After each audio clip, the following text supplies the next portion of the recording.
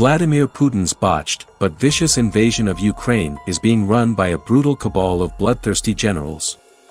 Russia's top commanders have a savage charge sheet against them, including deliberately running down and killing protesters with tanks and indiscriminately shelling civilians. As Putin's planned quick invasion of Ukraine appears to turn against him, the Russian army has resorted to more and more vicious measures.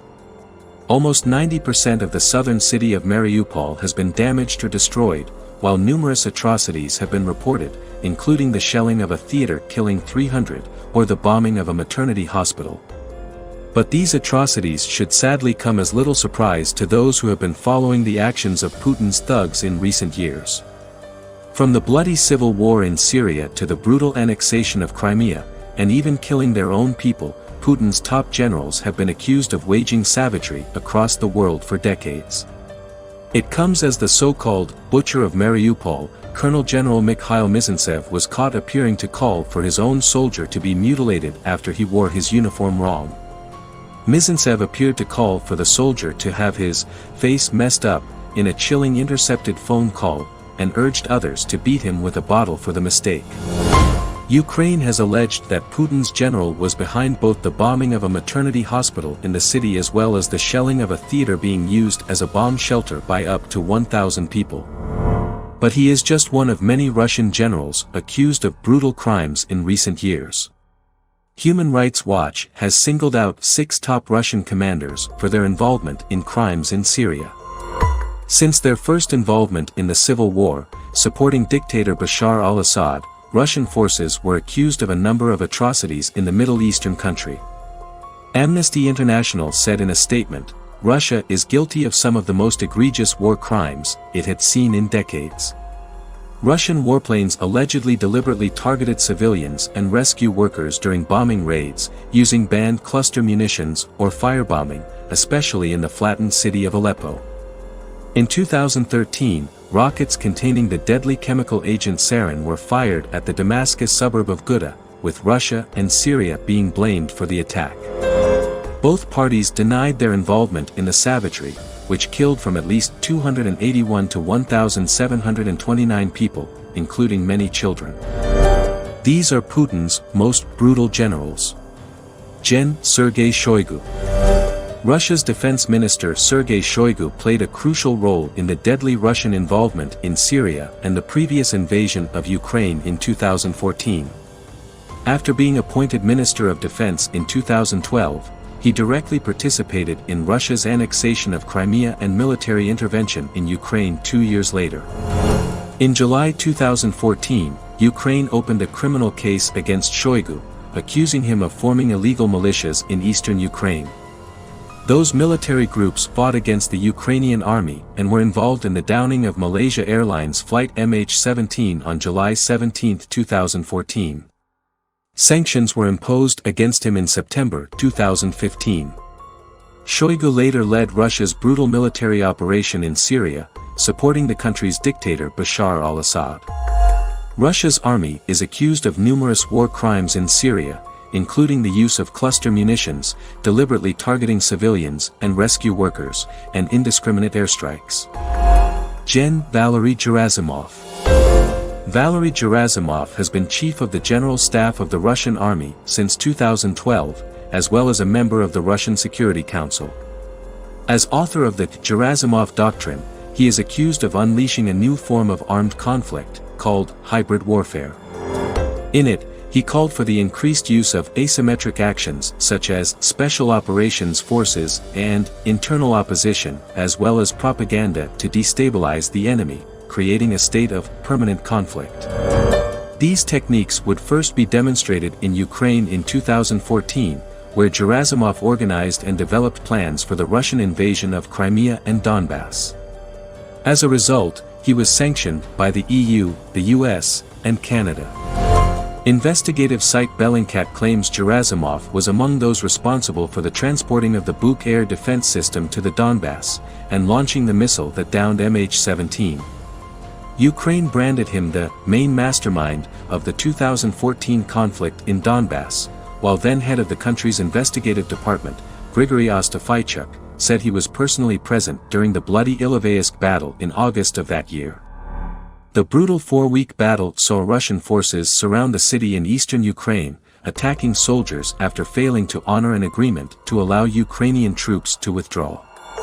Ukraine's government described the events as a massacre, with one Ukrainian soldier said it had been a real meat grinder. A court in Kiev called for the arrest of Gerasimov and 10 other high-ranking Russian soldiers in the wake of the battle. Gerasimov also organized Russia's military operation in Syria, which began in September 2015. Amnesty International alleges that Russian aircraft deliberately attacked civilians and rescuers in February 2016. Over the course of the war, Russia unleashed a staggering 39,000 airstrikes on Syria, according to Air Wars, which tracks reports of civilian casualties. By the end of 2018, the total civilian death toll in Syria as a result of Russian airstrikes was between 2,730 and 3,866, including 690 to 844 children. Col. Gen. Sergei Rudskoy. Colonel General Sergei Rudskoy is the first Deputy of Chief of General Staff of Armed Forces and Head of Main Operations Directorate of General Staff of Armed Forces. Human Rights Watch has alleged that Rudskoy may bear command responsibility for the 2019-2020 Idlib offensive in Syria. On July 22, 2019, a Russian attack struck a market in the town of Marat al-Numan. A second blast brought down 2 buildings. At least 2 Russian fixed-wing aircraft left the nearby Hmeimim Air Base just before the attack, according to the UN. A UN Independent International Commission of Inquiry on Syria found the attack killed at least 43 civilians, including 3 girls and 1 boy, while at least 109 were injured, including 18 children and 15 women. The report said that most of the victims suffered severe injuries, with some brought to hospital decapitated, badly burned, or without limbs.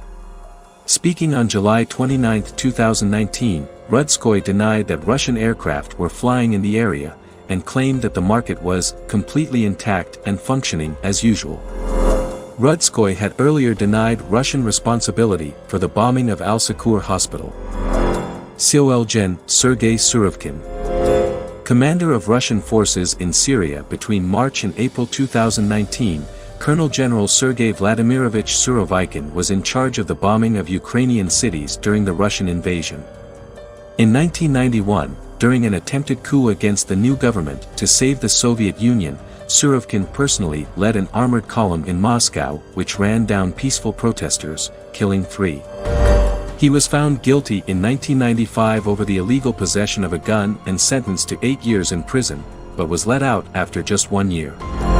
Last year, Surovkin was promoted to General of the Army, with many speculating he could eventually replace Gerasimov. He took over as head of Putin's vicious force in Syria in 2017, and again from January to April 2019, holding the position for longer than anyone else. Col. Gen. Andrei Serdyukov. Commander of Russian forces in Syria from April 2019 until September 2019, Col. Gen. Andrei Nikolaevich Serdyukov led the 2014 annexation of Crimea. Using the code name Sedov, he later commanded Russian troops in the Donbass in August 2015. He became commander of the Russian airborne troops in October 2016 and also commanded Russia's armed forces in Syria between April and September 2019. Lt. Gen. Alexander Chayko. Lieutenant General Alexander Chayko commanded Russia's forces in Syria between September 2019 and September 2020. In January 2020 he briefed President Putin on the offensive in the country and was pictured in the capital Damascus with Putin, Assad, and General Shoigu. Amnesty International, Human Rights Watch, and the UN High Commissioner of Human Rights Office have all condemned Russia's activities in Syria. William Roebuck, the former U.S. ambassador to Bahrain, argues that Russia's intervention in Syria paved the way for its current war in Ukraine. Writing for the Arab Gulf States Institute in Washington, he said that the Russian military punched way above its weight class in Syria because Putin's commanders were willing to take risks and did not seem constrained by the possibility of casualties. He added that Putin's strategy in Syria was regarded as brutal but effective and reliable by hardline dictators in the Middle East and elsewhere. Russia's intervention in Syria, Roebuck claims, helped usher in this new, Russia-centered world order that privileges disorder, disruption, disinformation, and use of military power and diplomatic muscle to intimidate and silence opponents.